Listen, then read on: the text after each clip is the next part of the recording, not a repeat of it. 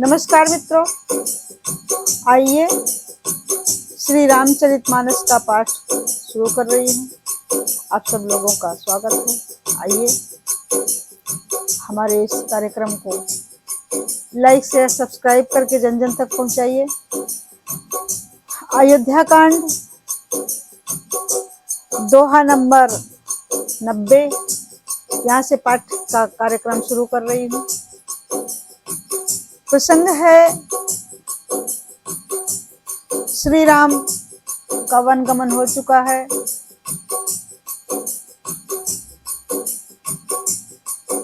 केवट घोराज से मुलाकात हो चुकी है। अब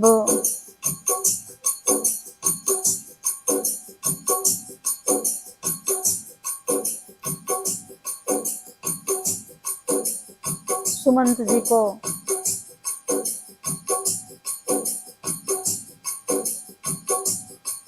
प्रेम पूर्वक श्री रामचंद्र जी अयोध्या जी को लौटाना चाहते हैं।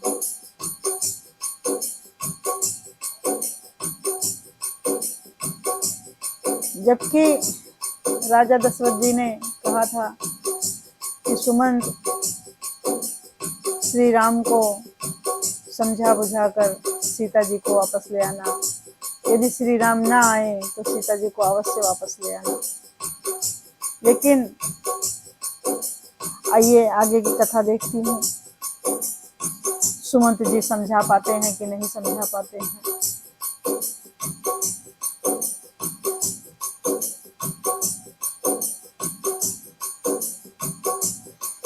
जय सिया राम, जय जय सिया राम, जय सिया राम, जय जय सिया राम, जय सिया राम, जय जय सिया राम, जय सिया राम, जय जय सिया राम, जय सिया राम, जय जय सिया राम, जय राम जय राम, जय जय राम, जय सिया राम, जय जय सिया राम। श्री रामचंद्र भगवान की जय हो, माता जानकी की जय हो, अवधपुरी की जय हो, गोस्वामी तुलसीदास जी की जय हो। जय श्री राम। दोहा नंबर 90, अयोध्या कांड, श्री रामचरितमानस।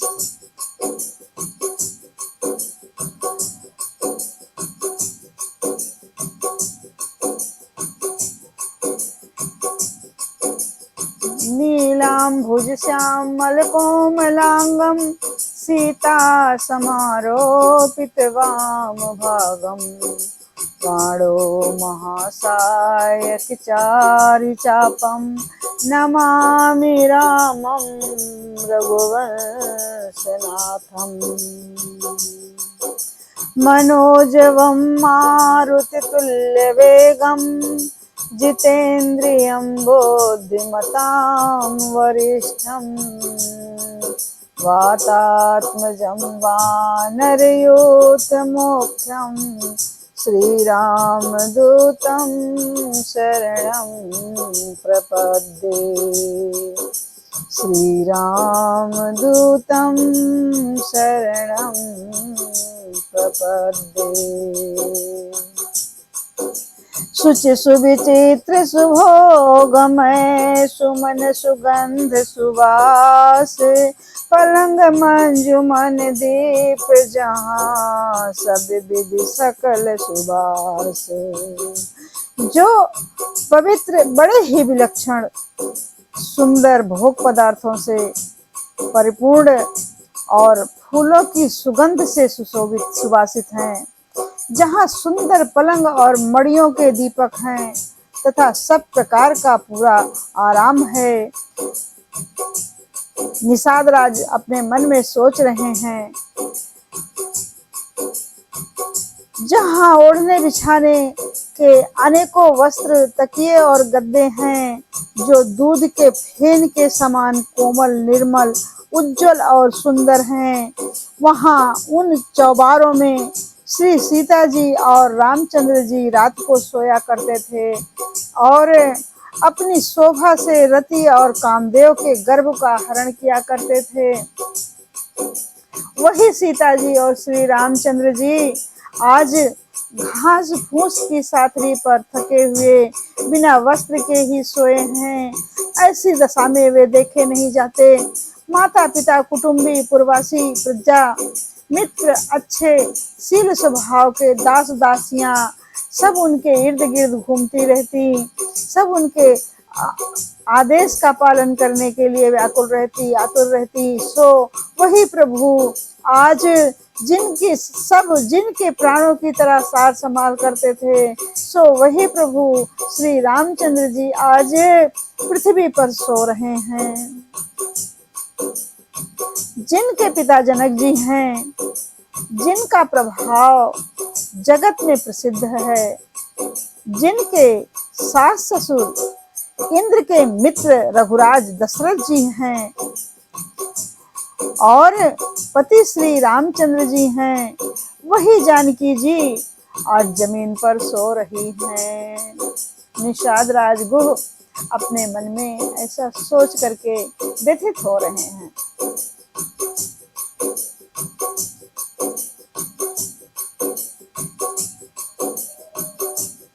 विधाता किसको प्रतिकूल नहीं होता। सीता जी और श्री रामचंद्र जी क्या वन के योग्य हैं? जो लोग सच ही कहते हैं कि कर्म प्रधान विश्व करी राखा, अर्थात कर्म भाग्य ही प्रधान है। जो भाग्य में लिखा है उसे तो स्वीकार करना ही होगा, उसे तो झेलना ही होगा। कैकेयी राज की लड़की नीच बुद्धि कैकेयी ने बड़ी ही कुटिलता की, जिसने रघुनंदन श्री रामचंद्र जी को और जानकी जी को सुख के समय दुख दिया।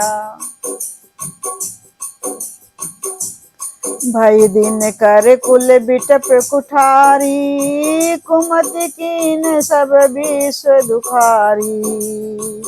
भई दिन कर कुल बिटप कुठारी, कुमति कीन सब विश्व दुखारी। भयो निर्विषाद निषाद ही भारी, राम सिय महि शयन निहारी। भयो निषाद निषाद ही भारी, राम सिय महि शयन निहारी। वह सूर्य कुल रूपी वृक्ष के लिए कुल्हाड़ी हो गई है। महारानी कैकेयी उस कुबुद्धि ने संपूर्ण विश्व को दुखी कर रखा है, कर दिया है, समस्त विश्व को दुखी कर दिया है। श्री राम सीता को जमीन पर सोते हुए देखकर निषाद राज को अपार दुख होता है। तब लक्ष्मण जी ज्ञान वैराग्य और भक्ति से रस से सनी हुई मीठी वाणी में और कोमल वाणी में बोलते हैं, हे भाई निषाद राज, कोई किसी को दुख दे सुख का देने वाला नहीं है। सब अपने ही किए हुए कर्मों का फल भोगते हैं। जय राम जय राम जय जय राम, जय राम जय राम जय जय राम। हुई है सोई जो राम रचि राखा, को करि तरक बढ़ावहि शाखा। संयोग वियोग मिलना बिछुड़ना, भले बुरे लोग भोग, शत्रु मित्र और उदासीन, ये सभी भ्रम के फंदे हैं। जन्म मृत्यु संपत्ति विपत्ति और काल, जहाँ तक जगत के जंजाल हैं, ये सब जगत के जंजाल हैं। धरती, घर, धन, नगर, परिवार, स्वर्ग और नरक आदि जहाँ तक व्यवहार है, जो देखने और सुनने में, मन के अंदर विचारने में आते हैं, इन सब का मोह मूल अज्ञान ही कारण है। मोह अर्थात अज्ञान ही कारण है। परमार्थता ये नहीं है, परमार्थ करने के रास्ते में ये सब नहीं है। जैसे स्वप्न में राजा भिखारी हो जाए या कंगाल स्वर्ग का स्वामी इंद्र हो जाए, या कंगाल स्वर्ग का स्वामी इंद्र हो जाए, तो जागने पर लाभ या हानि कुछ भी नहीं है। वैसे ही इस दृश्य प्रपंच को हृदय से देखना चाहिए। इस प्रकार लक्ष्मण जी निषाद राज को समझा रहे हैं कि हृदय से देखो भाई, ऐसे नेत्रों से मत देखो, ये नेत्र तो दुनिया को देखने के लिए बनाए गए हैं। ऐसा विचार कर क्रोध नहीं करना चाहिए और ना किसी को व्यर्थ दोष ही देना चाहिए। सब लोग मोह रूपी रात्रि में सोने वाले हैं और सोते हुए उन्हें अनेकों प्रकार के स्वप्न दिखाई देते हैं, और सोते हुए उन्हें अनेकों प्रकार के स्वप्न दिखाई देते हैं। इस जगत रूपी रात्रि में योगी लोग जानते हैं, जो परमार्थी हैं और प्रपंच मायक जगत से छूटे हुए हैं। जगत में जीव को जागा हुआ तभी जानना चाहिए जब संपूर्ण भोग विलासों के वैराग्य हो जाए। अर्थात व्यक्ति को जब विवेक होने पर मोह रूपी भ्रम भाग जाता है, तब अज्ञान का नाश होने पर श्री रघुनाथ जी के चरण कमलों में प्रेम हो जाता है। हे सखा, मन वचन और कर्म से श्री रामचंद्र जी के चरणों में प्रेम होना, यही सर्वश्रेष्ठ परमार्थ और पुरुषार्थ है। राम ब्रह्म परमारथ रूपा, विगत अलख अनादि अनूपा। राम ब्रह्म परमारथ रूपा, अविगत अलख अनादि अनूपा। सकल विकार रहित गत भेदा, कही निति नेति निरूपहि वेदा। सकल विकार रहित गत वेदा, कही निति नेति निरूपहि वेदा। अर्थात श्री रामचंद्र जी परमार्थ स्वरूप परम वस्तु पर ब्रह्म हैं। वे अविगत जानने में ना आने वाले, अलख स्थूल दृष्टि से देखने में ना आने वाले, अनादि आदि रहित, अनुपम उपमा रहित, जिनकी कोई उपमा नहीं दी जा सकती, सब विकारों से रहित, अर्थात उनके अंदर कोई विकार नहीं है, सब विकारों से रहित, शून्य, भेद शून्य है। वेद जिनका नित्य नेति नेति कहकर निरूपण करते हैं, जिनका गान करते हैं, वही कृपालु श्री रामचंद्र जी भक्त, भूमि, ब्राह्मण, गौ और देवताओं के हित के लिए मनुष्य शरीर धारण करके लीलाएं करते हैं।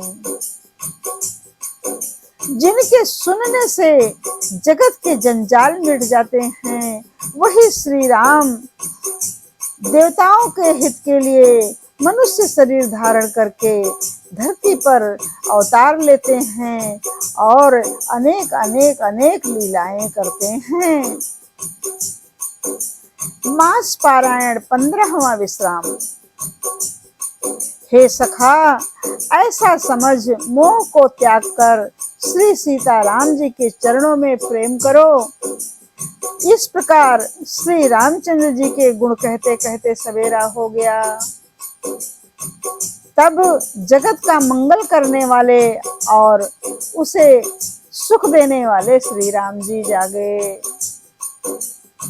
सोच के सब कार्य करके नित्य पवित्र और सुजान श्री रामचंद्र जी ने स्नान किए।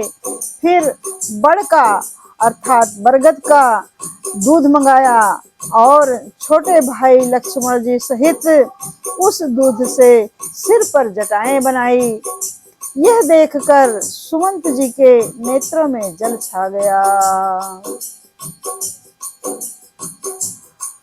सुमंत जी के नेत्रों में जल छा गया। सुमंत जी का कैसी दशा हो रही है। तो आइए सुनते हैं सुमंत जी की कैसी दशा हो रही है। हृदय दाहुवत बदन मलिना, हृदय दाहुवत मलिन बदन मलिना, कह कर जोर बचन अति दीना।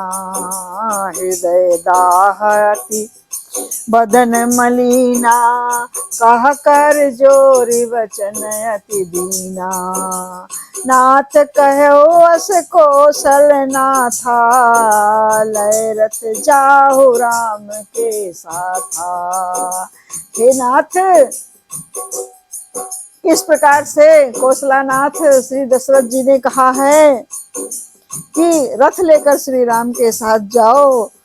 उनका हृदय अत्यंत जलने लगा, अत्यंत जलने लगा, मुंह मलिन उदास हो गया। वे हाथ जोड़कर अत्यंत दीन वचन बोल रहे हैं, सुमंत जी, हे नाथ, मुझे कौशलनाथ दशरथ जी ने ऐसी आज्ञा दी थी कि तुम रथ लेकर श्री राम के साथ जाओ, तुम रथ लेकर श्री राम के साथ जाओ। वन दिखाकर गंगा स्नान कराकर दोनों भाइयों को तुरंत लौटा लाना, सब संशय और संकोच को दूर कर लक्ष्मण राम सीता को वापस लौटा करके ले आना। महाराज ने ऐसा कहा था, अब प्रभु जैसा कहें मैं वही करूं, मैं आपकी बलिहारी जाता हूं। इस प्रकार विनती करके श्री रामचंद्र जी के चरणों में सुमंत जी गिर पड़े और बालक की तरह फफक फफक कर रोने लग गए और कहा, हे तात, कृपा करके वही कीजिए जिससे अयोध्या अनाथ ना हो। श्री रामचंद्र जी ने मंत्री को उठाकर धैर्य बंधाते हुए समझाया, हे तात, आपने तो धर्म के सभी सिद्धांतों को छान डाला है, अर्थात आप धर्म के सभी सिद्धांतों को जानते हैं।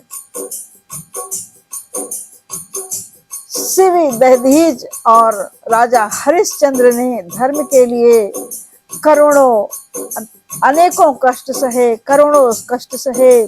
बुद्धिमान राजा रंतिदेव और बलि बहुत से संकट सहकर और धर्म को पकड़े रहे। उन्होंने धर्म का परित्याग नहीं किया। वेद शास्त्र और पुराणों में कहा गया है कि सत्य के समान दूसरा धर्म नहीं है। मैंने उस धर्म को सहज ही पा लिया है। इस सत्य रूपी धर्म का त्याग करने से तीनों लोकों में अपजस छा जाएगा। धर्म न दूसर सत्य समाना, धर्म न दूसर सत्य समाना, गम निगम पुगान बखाना। धर्म न दूसर सत्य समाना, आगम निगम पुराण बखाना। मैं सोई धर्म सुलभ करि पावा, मैं सोई धर्म सुलभ करि पावा, तजेति हूँ पुर अपजस छावा। वेद शास्त्र और पुराणों में कहा गया है कि सत्य के समान दूसरा धर्म नहीं है।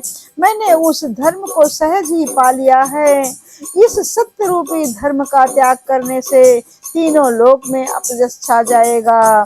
प्रतिष्ठित पुरुष के लिए अपयश की प्राप्ति करोड़ों मृत्यु के समान भीषण संताप देने वाली है। प्रतिष्ठित पुरुष के लिए अपयश की प्राप्ति करोड़ों मृत्यु के समान भीषण संताप देने वाली है। हे तात, मैं आपसे अधिक क्या कहूँ, लौटकर उत्तर देने में भी पाप का भागी होता हूँ। यदि मैं आपको लौटकर उत्तर दे रहा हूँ तो भी मैं पाप कर रहा हूँ, अर्थात पाप का भागीदार बन रहा हूँ। श्री राम ने सुमंत जी को इस तरह से समझाया और आगे भी समझा रहे हैं। क्या कहते हैं श्री राम, आप जाकर पिताजी के चरण पकड़कर करोड़ों नमस्कार के साथ हाथ जोड़कर विनती करिएगा कि हे तात, आप मेरी किसी बात की चिंता ना करें, आप भी पिता के समान ही मेरे बड़े हितैषी हैं। हे तात, मैं हाथ जोड़कर आपसे विनती करता हूँ कि आपका भी सब प्रकार से वही कर्तव्य हो जिसमें पिताजी हम लोगों के सोच में दुख ना पावें।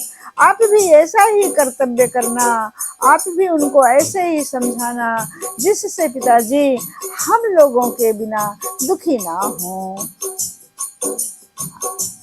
श्री रघुनाथ जी और सुमंत का ये संवाद सुनकर निषाद राज कुटुंबियों सहित व्याकुल हो गया। फिर लक्ष्मण जी ने कुछ कड़वी बात कही। प्रभु श्री रामचंद्र जी ने उसे बहुत ही अनुचित जानकर उनको मना किया।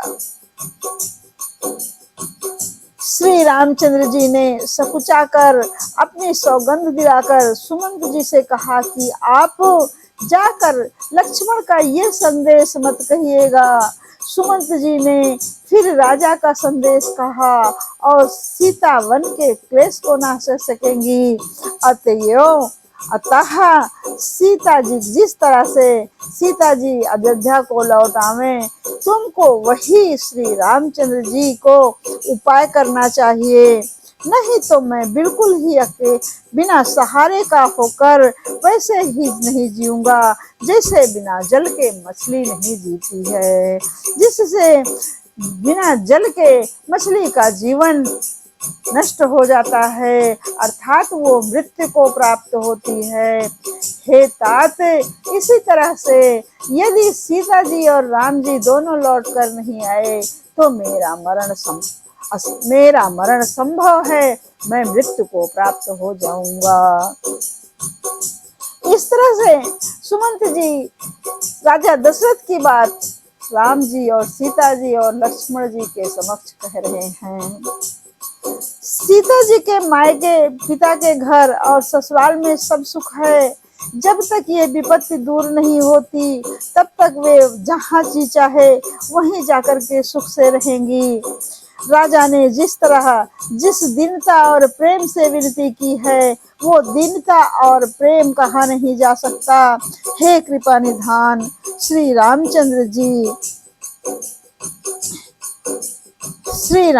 जी पिता का संदेश सुनकर सीता जी को करोड़ों अर्थात अनेकों बार सीख देते हैं कि हे सीता जी, तुम सुमंत के साथ वापस अयोध्या को लौट जाओ। उन्होंने कहा तुम घर लौट जाओ तो सास ससुर गुरु प्रियजन और कुटुंबी सबकी चिंता मिट जाए। पति के वचन सुनकर श्री जानकी जी कहती हैं, हे प्राणपति, हे परम स्नेही सुनिए, हे परम स्नेही सुनिए, हे प्राणपति सुनिए। सीता जी बड़े ही दुख से बड़े ही संयम से कह रही हैं, हे प्रभु, आप करुणामय और परम ज्ञानी हैं, कृपा करके विचार तो कीजिए, शरीर को छोड़कर छाया अलग कैसे रोकी जा सकती है? मैं तो आपकी छाया हूँ। सूर्य की प्रभा सूर्य को छोड़कर कहाँ जा सकती है और चांदनी चंद्रमा को त्याग कर कहाँ जा सकती है? सो हे प्रभु, मैं तो आपकी छाया हूँ, छाया शरीर को छोड़कर कहाँ जा सकती है? इस प्रकार पति को प्रेममयी विनती सुनाकर सीता जी मंत्री से सुहावनी वाणी कहने लगी, आप मेरे पिताजी और ससुर जी के समान मेरा हित करने वाले हैं, आपको मैं बदले में उत्तर देती हूँ। यह तो बहुत ही अनुचित है, किंतु हे तात, मैं आर्त होकर बहुत दुखी होकर ही आपके सन्मुख हुई हूँ, आप बुरा मत मानिएगा। हे आर्यपुत्र स्वामी, और चरण कमलों के बिना जगत में जहां तक के नाते रिश्तेदारी हैं, सभी मेरे लिए व्यर्थ हैं, मेरे लिए सभी व्यर्थ हैं। मैंने पिताजी के ऐश्वर्य की छटा देखी है, जिनके चरण रखने की चौकी से सर्व शिरोमण राजाओं के मुकुट मिलते हैं, अर्थात बड़े बड़े राजा जिनके चरणों में प्रणाम करते हैं। ऐसे पिता का घर भी जो सब प्रकार से सुखों का भंडार है, पति के बिना मेरे मन को भूल कर भी नहीं भाता है। सीता जी सुमंत जी से बड़ी विनम्रता से कह रही हैं, मेरे ससुर कौशल राज चक्रवर्ती सम्राट हैं, जिनका प्रभाव 14 लोकों में प्रकट है। इंद्र भी आगे होकर जिनका स्वागत करता है और अपने आधे सिंहासन पर बैठने के लिए स्थान देता है। सतु ससुर एतादृश अवध निवासु, प्रिय परिवार मातु सम सासु, बिन रघुपति पद पदुम परागा, मोहि क्यों सपने सुखद न लागा। सीता जी कह रही हैं, ऐसे ऐश्वर्य और प्रभावशाली ससुर और उनकी राजधानी अयोध्या का निवास, प्रिय कुटुंबी और माता के समान सासुएं, ये कोई भी रघुनाथ जी के चरण कमलों की रज के बिना मुझे स्वप्न में भी सुखदायक नहीं लग रहे हैं। दुर्गम रास्ते, जंगली धरती, पहाड़, हाथी, सिंह, अथाह तालाब की और नदियां, कोल, भील, हिरन और पक्षी प्राणपति रघुनाथ जी के साथ रहते, ये सभी मुझे सुख देने वाले होंगे। अतः सास असुर और ससुर से के पांव पड़कर मेरी ओर से विनती कीजिएगा कि वे मेरा कुछ भी सोच ना करें, मैं वन में स्वभाव से ही सुखी हूँ। वीरों में अग्रगण्य तथा धनुष और बाणों से भरे हुए तरकस धारण किए मेरे प्राणनाथ और प्यारे देवर मेरे साथ हैं। इससे मुझे ना रास्ते की थकावट है, ना भ्रम है और ना मेरे मन में कोई दुख ही है। आप मेरे लिए भूल कर भी सोच ना करें।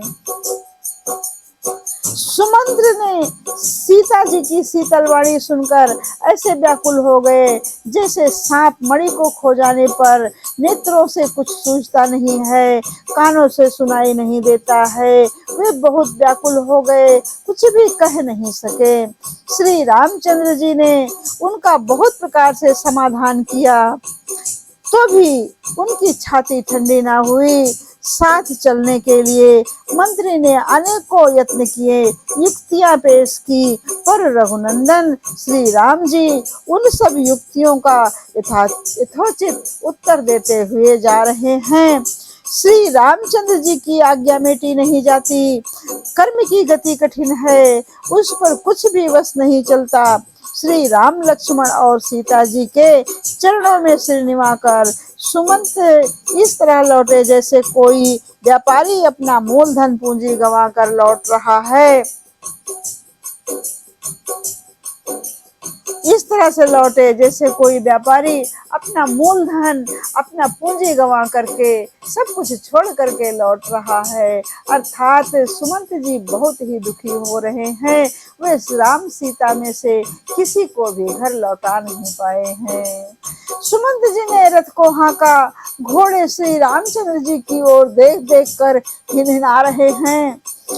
यह देखकर निषाद लोग विषाद के वश होकर सिर धुन धुन कर, सिर पीट पीट कर पछताते हैं, सिर पीट पीट कर पछताते हैं। घोड़े भी अपने राजा को छोड़ना नहीं चाहते हैं। घोड़ों की प्रीति देखकर सभी लोग बहुत दुखी हो रहे हैं। जिनके वियोग में पशु इस प्रकार से व्याकुल हैं, उनके वियोग में प्रजा, माता और पिता कैसे जीते रहेंगे। श्री रामचंद्र जी ने जबरदस्ती सुमंत को लौटाया। तब आप गंगा जी के तीर पर आए हैं। मांगी नावन केवट आना, कहा तुम्हारे मरम मैं जाना। मांगी नावन केवट आना, कहा तुम्हारे मरम मैं जाना।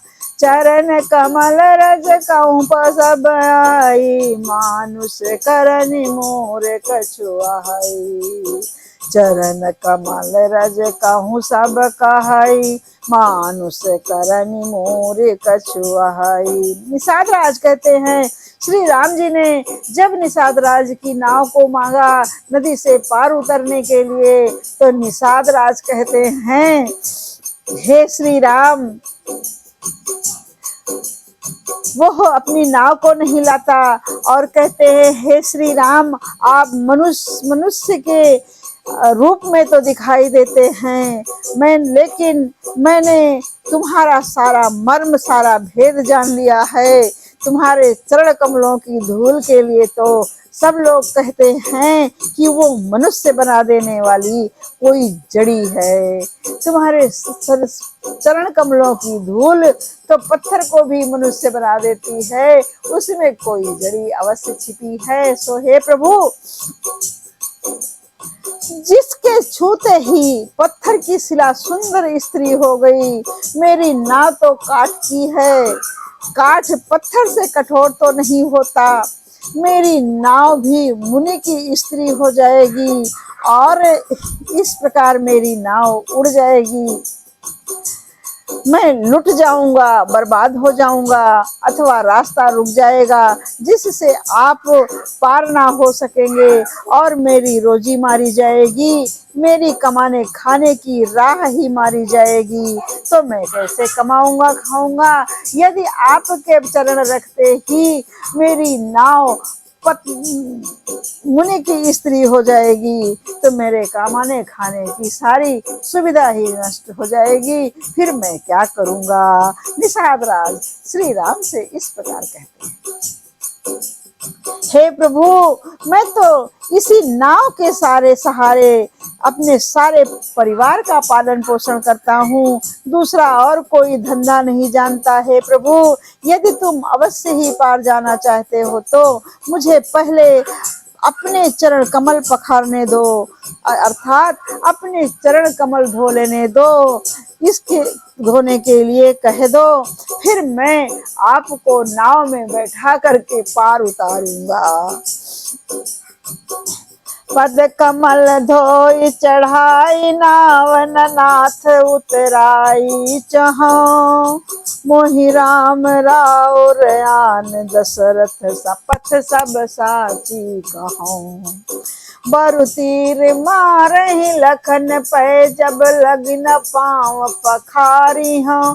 तब लग्न तुलसीदास नाथ, कृपाल पार उतारी हूँ। तब लग्न तुलसीदास नाथ, कृपाल पार उतारी हूँ। तब लग्न तुलसीदास नाथ, कृपाल पार उतारी हूँ। इस प्रकार से केवट राज कहते हैं, हे नाथ, मैं चरण कमल धोकर आप लोगों को नाव पर चढ़ा लूंगा। मैं आपसे कुछ उतराई नहीं लूंगा, मैं आपसे कुछ उतराई नहीं लूंगा, मैं कुछ भी नहीं चाहता हूँ। सो हे राम, मुझे आपकी दुहाई और राजा दशरथ की सौगंध है, मैं सब कुछ सच सच कह रहा हूँ।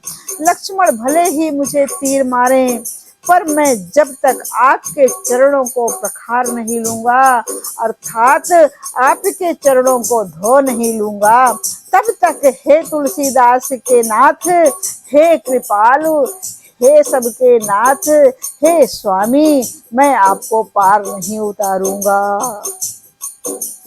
जय सिया राम, जय जय सिया राम, जय राम जय राम, जय जय राम, जय सिया राम, जय जय सिया राम, जय राम जय राम, जय जय राम।